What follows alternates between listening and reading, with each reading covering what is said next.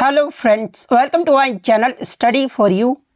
सो guys, जैसा कि आज जो आपका एसएससी जीडी का 20 फरवरी के सेकंड शिफ्ट का एग्ज़ाम हो गया दोस्तों, जिसका जो है मैं आपको बिल्कुल 100% एक्यूरेट आंसर के साथ जो है इस वीडियो में बताऊंगा।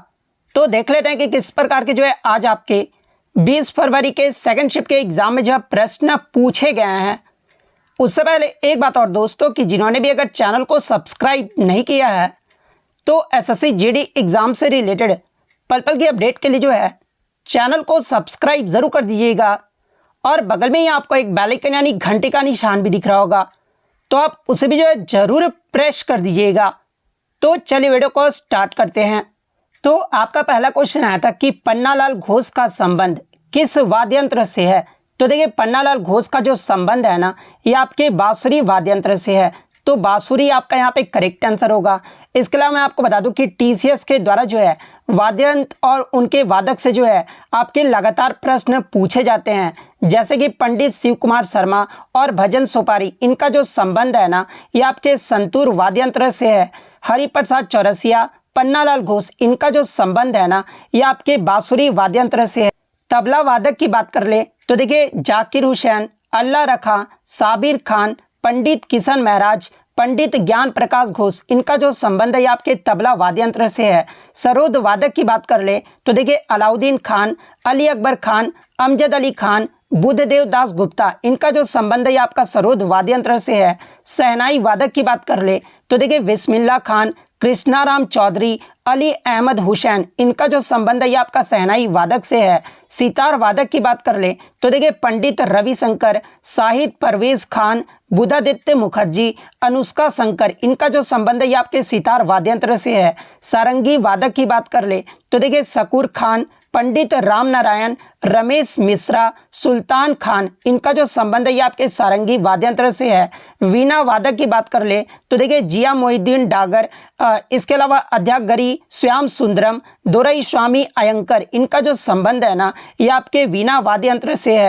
इसके अलावा अगर रुद्र वीणा की बात कर ले तो देखिए, असद अली खान का जो संबंध है ना, ये आपके रुद्र वीणा से है। एग्जाम में यहाँ से प्रश्न पूछा जाता है कि मोहन वीणा के आविष्कारक कौन थे। तो देखिए, मोहन वीणा की जो आविष्कार है ना, ये आपके पंडित विश्व मोहन भट्ट के द्वारा जो है वो किया गया था। और ये जो आपके पंडित विश्व मोहन भट्ट है ना, ये आपके मोहन वीणा से संबंधित है।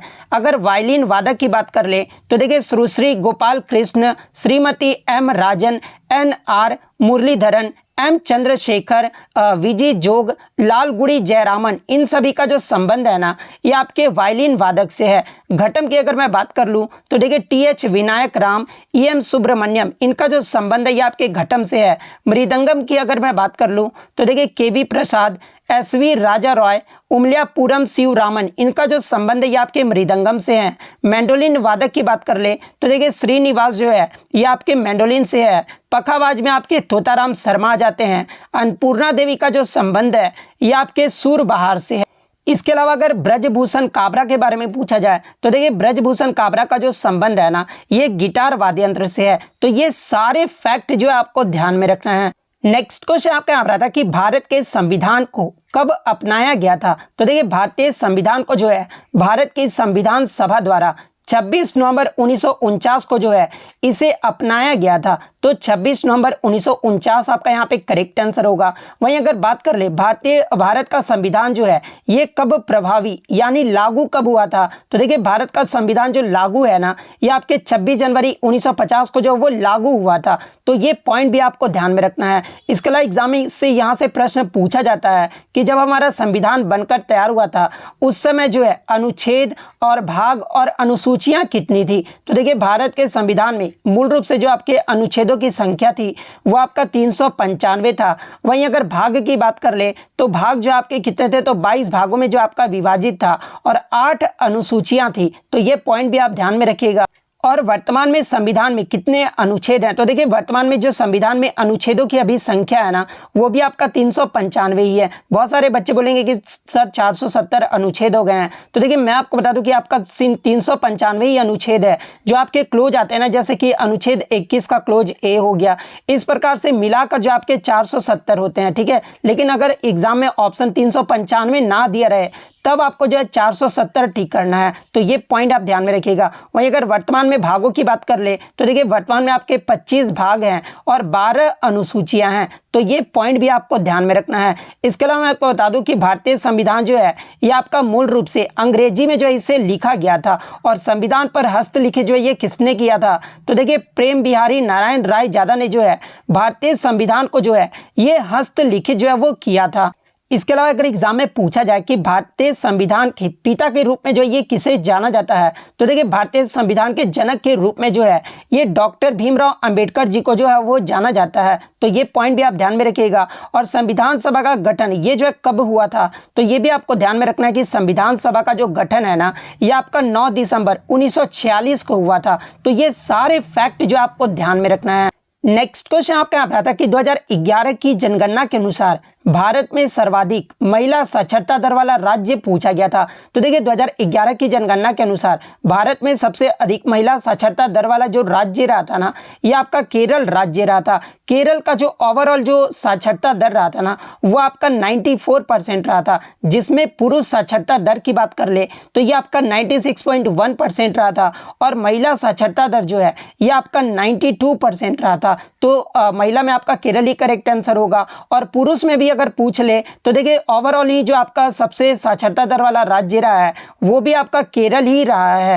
वहीं अगर सबसे कम महिला साक्षरता दर वाला राज्य या फिर सबसे कम साक्षरता दर वाला राज्य की बात कर ले तो देखिए सबसे कम साक्षरता दर वाला जो राज्य है ना ये आपका बिहार राज्य है। बिहार का जो आपका लिटरेसी रेट रहा था ये आपका पुरुष का जो ये आपका 71.2% रहा था और महिला का जो है ये आपका 51.5% रहा था। महिलाओं में जो दूसरा सबसे कम जो आपका राज्य आता है ना वो आपका राजस्थान राज्य आता है। तो ये पॉइंट भी आप ध्यान में रखिएगा। इसके अलावा अगर भारत के साक्षरता दर की बात कर ले तो देखिए भारत का जो साक्षरता दर रहा था ना वो आपका 74.04% रहा था, जिसमें पुरुष साक्षरता दर जो है ये आपका 82.14% रहा था और महिला साक्षरता दर जो है ये आपका 65.46% रहा था।